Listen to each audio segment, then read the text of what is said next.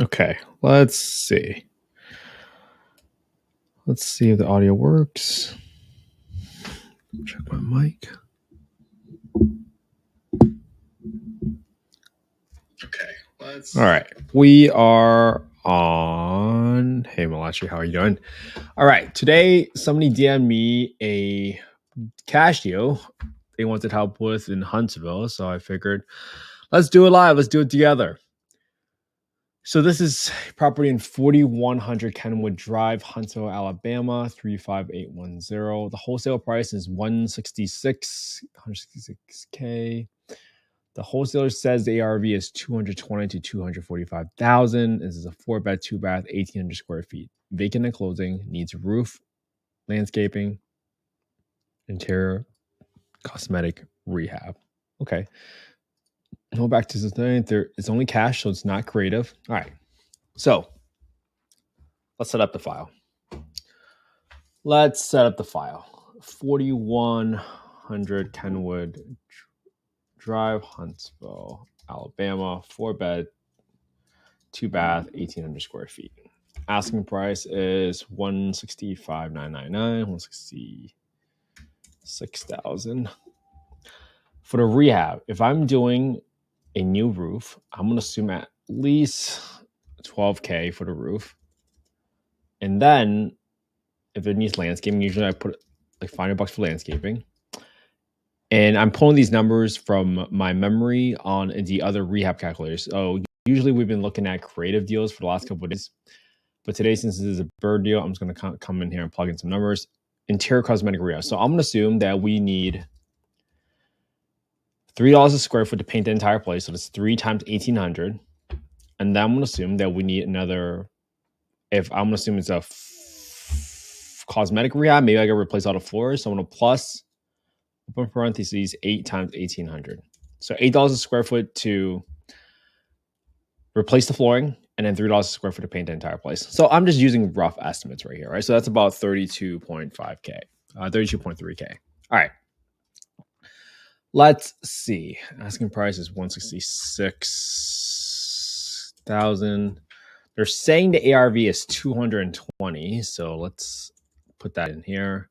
Now, what I want to do next is I want to grab the rents. So let's get the rents here, assuming Section 8 rents. So in Huntsville, what county is this? Madison County. So when you Google HUD FMR, you can go down and click Access to Small Area FMRs. Look up FY 2024 FMRs, Alabama. Go to Madison County, and then boom. This zip code is 35810. 35810. And you can see right here that the estimated rent for a 4-bedroom, the ceiling rent, quote unquote, is $1,800, 1800. So I'm going to write down FMR, HUD, FMR, 1,800. Then I want to get the market rents. Let's see if the market rents holds up to what this thing says. 4,100. So we're going to go to affordablehousing.com, go to the market rent estimator, plug in the address, plug in the bedroom count, and then we're going to get the market rents. Okay, this says 1,700. So I want to be a little bit more conservative here. AH.com. I'm just going to write that here, 1,700. So I want to make sure I note that piece because I want to be a little more conservative in my rent and see if it's still cash flow as an affordable housing rental. All right. So in that case, let's see what we can do. Let's take a quick look at some of the photos. So this is a off-market property. Zestimates is 219. I don't really believe the Zestimates sometimes, but let's take a quick look at the old photos. This is likely the rental listing, or it looks pretty good actually. I mean, you probably replace the bathroom, making it more modern if you really want to do, but you don't really need that much flooring, in my opinion. But the bathrooms could use some work, in my opinion. This is not the most attractive bathroom if you want to attract the best tenants. So I'm gonna leave my rehab as is at 32 grand, right? That's a conservative approach, but we're just gonna go ahead and assume that, and then we'll play around with the numbers afterwards. Okay. Now today we're analyzing it as a BRRRR, which stands for buy, rehab, rent, refinance, and repeat. And the goal of that strategy is to be able to pull back out as much capital as possible that you invested into the deal. Can I get the website you use after this live? Yeah, Martinez, just DM me afterwards on Instagram, and you will be able to see all the websites I use. But if you want to, you can also just go to youtube.com/@Kent_HG to my YouTube channel, and you can get the full version of the replay and you see where it is. All I'm using is just Zillow, affordablehousing.com to grab the market rents. I Google HUD FMR and I go to the smaller FMRs to essentially get the rents by bedroom count and by zip code. Good question. So next thing we want to do is I want to look at, because right, usually people are super aggressive with their estimates. And this person says the ARV is 220. So let's do this together, because all I've done so far is I've gone to Huntsville. I looked at the area that we're in. Let's see. I'll show you. Where are we? Here it is. 4100 Kenwood Drive. Let's take a quick look at the neighborhood. Looks fairly rural. Doesn't look like a bad neighborhood. Let's go to tophap.com, tophap.com, and I'm going to the neighborhood section. And I'm trying to get the crime score here. Click on neighborhood. You see the crime index score is 109, which is just right above the national average, but that's perfectly fine. I've seen way worse at like 130, 140, 150, 160. So 109 is kind of right around there and looks pretty suburban. So that makes sense. So nothing jumps out as very RE to me. But the next thing I want to do is I want to go to Redfin and I'm going to go filter out on sold comps, because I am trying to determine what is the ARV, the after repair value, after my renovations, how much would this house actually be worth?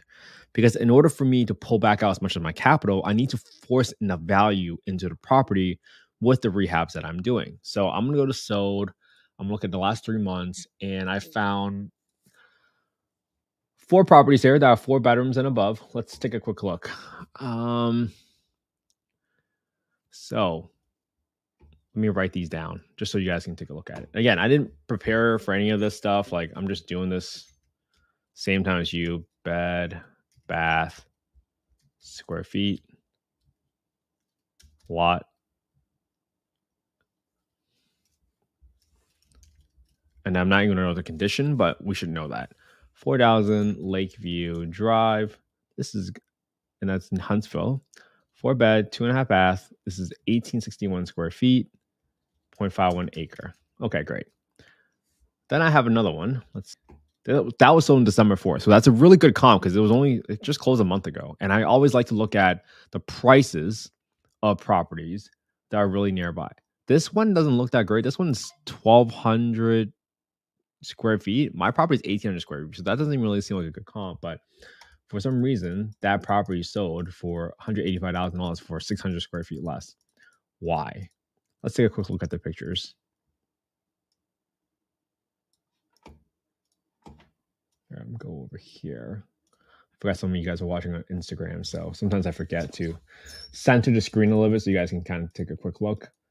Okay, I mean, it's pretty modern, but it's not like that spectacular. And this isn't really a great comp because it's such a smaller size. What I'm looking for when I look for comps is I'm looking for properties of similar condition, similar square footage, apples to apples comparison as much as possible. So this property is $210,000. 4 bed, 2 bath, 1731. Okay, I can live with that. This is probably my best comp. There's some carpet in there, but this is probably the condition that I'll probably renovate my property to. So let me write this one down. This is 3504 Inglewood Drive, Huntsville. Again, this is 4 bed, 2 bath, 1731. And that is, I didn't get the lot size, but let me just look at the sold price. This is 185, and this was 210. So I want to get the price / square foot. So equals the price per square divided by that equals that divided by that.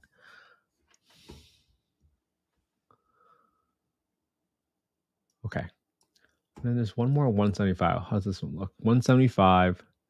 Wait, this one's a slightly smaller one. 4 bed, 1.5 bath. 4 bed, 1.5 bath.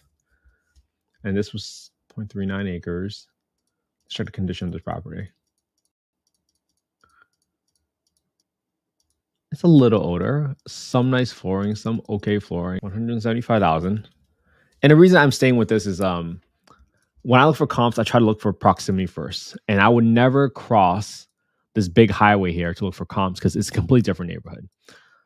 Because my property is like right around, where am I?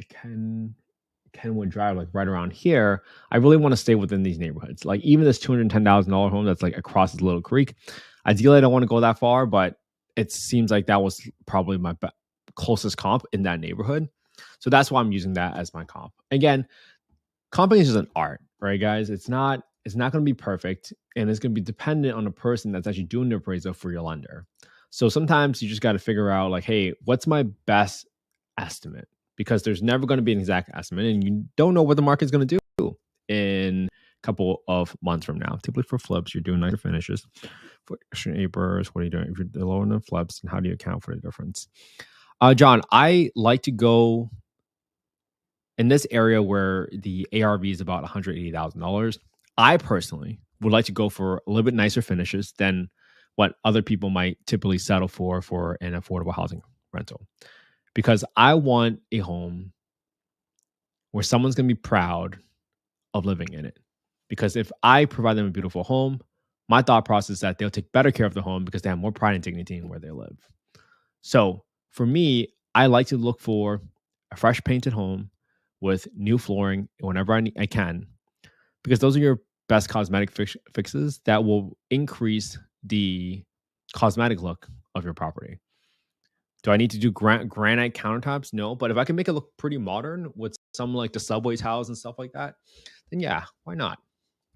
So 175 divided by 1511, 115 square foot. So what's my, it's probably 110 square foot, 110. So if I believe that my property looks closest, oh, sorry, let me write down this address so you guys don't get confused. 2205 Lynn Road, Huntsville, Alabama. Okay, cool. So what I'm going to do next is I'm going to assume that I'm going to get about $110 square foot, because this is probably right in the middle of these square footage areas. Again, this is just an estimate. I'm trying to figure out whether this is worth my time to investigate further. So my ARV is going to be 1,800 square feet times 110. And that's based on these couple comps. And I believe the ARV is truly 198,000, not 220 like the wholesaler was marketing. That's just my opinion. And we could play around with the numbers to see what ARV needs to be in order for you to assume that it could be a BRRRR. 1,800 square feet. Okay, cool. Real estate taxes.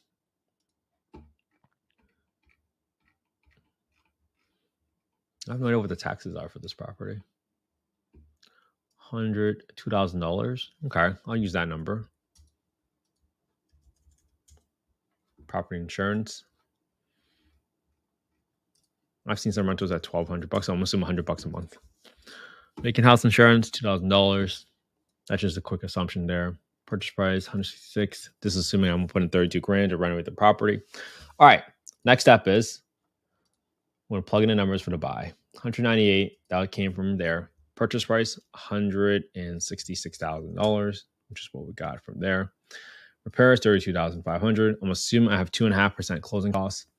And then I got some, what I'm going to assume is that I'm getting a hard money loan for this property. Now, using a hard money loan for this property, I'm going to be paying 2.5 points to purchase this property. I'm going to have 4 months of prepaid interest and then 6 months of holding costs on this property. I'm assuming it's a 6 month hold. It probably won't take that long, but hey, just in case things hit the fan, that's what I'm going to do. Now, that requires me to be an all-in cost at $230,000, which is above my ARV, right? So there's no way this can be a perfect BRRRR. But it doesn't mean that just because it's not a perfect BRRRR, doesn't mean that if you pull some money, doesn't mean you can't get back out and get a higher cash and cash return. So let's just keep analyzing this deal. All right. So I'm assuming it's a 0% down because I'm going to take it all, because I have some hard money relationships that will give us 100% of the loan, assuming that $1,000, because they're not going to give me the entire value, because they're not going to give me money over what the ARV is. So I got to put in $32,288 for this property. I got 12% interest only while I'm rehabbing. and my loan amount is going to be 198 because that's all they won't loan more than that. Probably getting 100% your cash out, 100 very low. That's exactly right. All right, so now I got my monthly TI number while I'm doing this, and I also put in some utilities for $65. Water, sewer, $80 for gas, $80 for electricity. It might be lower than that, but I'm just gonna keep going. Another month to get to lease, so I got my holding costs right there, all plugged in, 15 grand holding costs. Then my rent is $1,700. My cash flow before refinance is obviously going to be lower because, well, I'm borrowing all that money and I'm not getting any rents.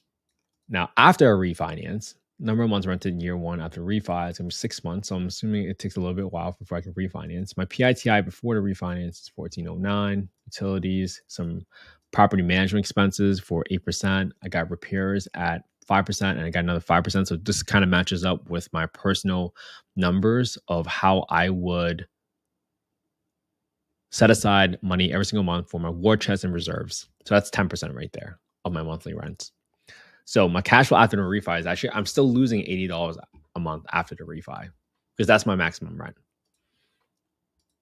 So with my refi, even though my ARV is $198,000, my all-in cost right now is $230,000. So after this fact, I can refi at 75% LTV, which is really the $198,000. And I've assumed I get 8.5% interest rate. Cost of refinance another percent. My monthly PITI after refinance is $1,408, and I would be leaving $82,000 into the deal because it adds up all of my holding expenses, my rehab expenses. All those items add up because that's your true cash left in your deal. So for me, this is a break-even deal if you're able to purchase it at $166,000. Okay, let's go ahead and mess with some assumptions here. Now, what if my ARV is truly $220,000, like the wholesaler said? Which I don't really believe. Like, I think my max would probably be 210 because that's the comp I saw. I like to be a little bit conservative. And what if I got my full market rent at $1,800 because that's my ceiling rent, and they see that I do a nicer job of renting the property, so that gets me to the $1,800 rent. What does that do to the actual numbers at the very end? So you see how the numbers flow through all the way to the end. And then when I get to the refi piece, I still have $73,000 left in the deal. You can see that it was about $10,000 less because my ARV was higher. But you only get 75% of the ARV. So this is still a break-even deal, even if you got a higher rent number, even if you got a higher ARV. For this to be truly a deal, you probably need this number to be, let's put in 260. No, 270. If you got it at $270,000, you'd be leaving only $30,000 left in the deal. Oh yeah, that doesn't work. Because then you're taking out a bigger loan. That's why the numbers are negative right now, because you're taking on a bigger loan and the rent hasn't increased. So it still is not a deal. So for me, this is not a deal because we went through all the numbers. We played with the ARV. So let's kind of recap everything that we did. So during this deal, we looked at one with the numbers that we got for this cash deal. According to this wholesaler, they're selling it for $166,000 and their ARV supposedly was $220,000. After we looked at the surrounding comps, just by going to Redfin, looking at the sold comps within this area, I didn't see anything within that justified $220,000 or $245,000. This is a pretty good close area because you're staying within all these big streets right here within Winchester Road and Blue Spring Road and this Route 231. I really don't want to go across any big streets because then you're getting into different neighborhoods. And I didn't see anything. My best case scenario was 210. And I looked at 3 comps here that we pulled out, right? So I used about 110 square feet, $110 per square feet. And that resulted in about $190,000. That was not even close to repair.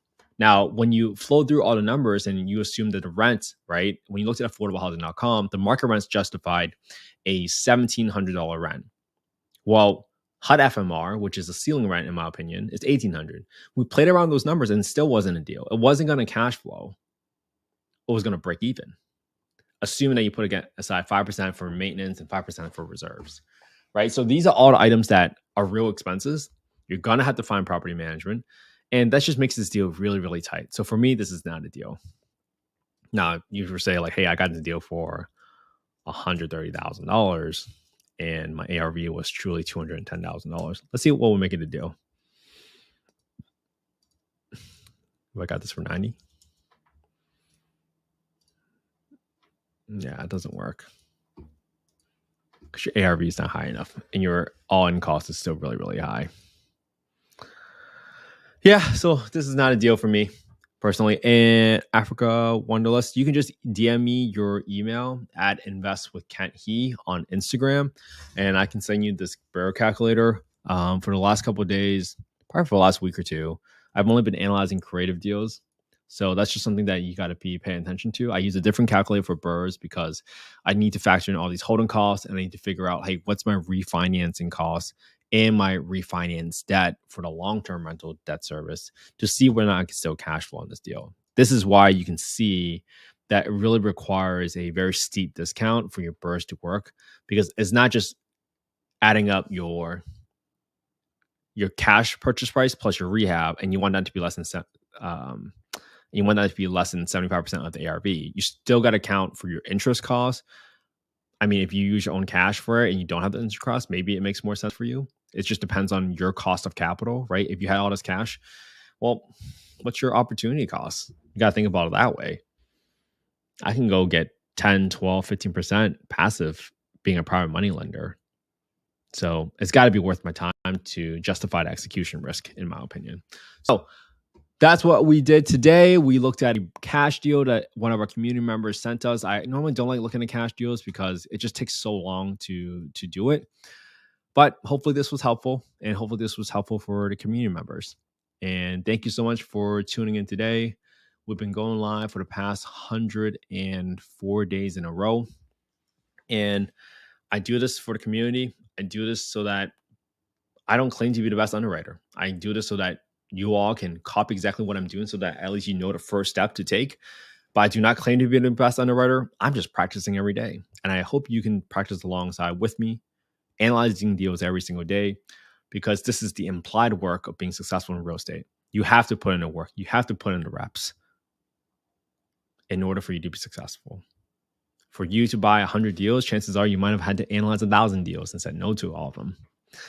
So get in the reps, copy the same property, copy the same spreadsheet, put it on your own YouTube channel. And I hope that will give you the confidence to pull the trigger when you see a deal. When that deal comes across your table and slaps you across the face, you'll be like, that's a deal. If a partner ever asks you, hey, why do you think this is the deal? You can also point them to your own YouTube channel and say, hey, I've analyzed deals for the past 100 days or 365 days. And all it takes is just 18 minutes a day. We're already at minute 23 already. But all it takes is just 18 minutes a day, 365 days a year, and you would be better underwriting than 95% of the world. Might that make people want to invest with you or partner with you? Maybe. But hey, this is not a solicitation for any investments. This is not investment advice. You have your own investment criteria to come up with and decide on what your risk tolerance is. And you have your own way, right? Like I said, comping ARV is an art. There's really no scientific way to go about it, because the person that's going to do the appraisal for your property, they might look at this market very differently, right? I'm just simply doing my best with the limited knowledge I have about the market and doing my best guess to see whether or not it's even worth my time to go a little bit deeper versus the 18 minutes I've already done. As you continue to go forward on this, right?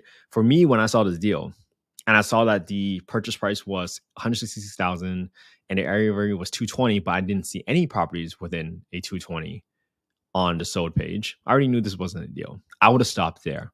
But for the sake of today's exercise, I went through it just so I can prove it out to all of you that are watching that that's why it's not a deal, because you have to account for the higher debt service once you refinance at the higher ARV, even if you got the full ARV that you were looking for. So hopefully this was helpful. Please copy me what I'm doing. If you don't know where to start, just copy what I'm doing. Do the same property, same spreadsheet, and then put it on your own YouTube channel. I hope this was helpful, and thank you so much for caring about affordable housing. Without people like you guys, I would have never had the home I grew up in. So thank you so much for tuning in. Thank you so much for participating live. And I really hope that you all analyze the deals with me every single day, because this is part of the work. And if you truly want to help people, you want to help thousands or millions of people, we all got to work on ourselves first. And that starts with practicing how to underwriting. All right. Awesome. Have an amazing Friday, everybody. Spend some quality time with your family and friends this weekend. And most importantly, man, have a great weekend. All right. Thank you, John. Thank you, Andy. Thank you so much for tuning in, everybody. And just DM me you guys need anything. Have an amazing day.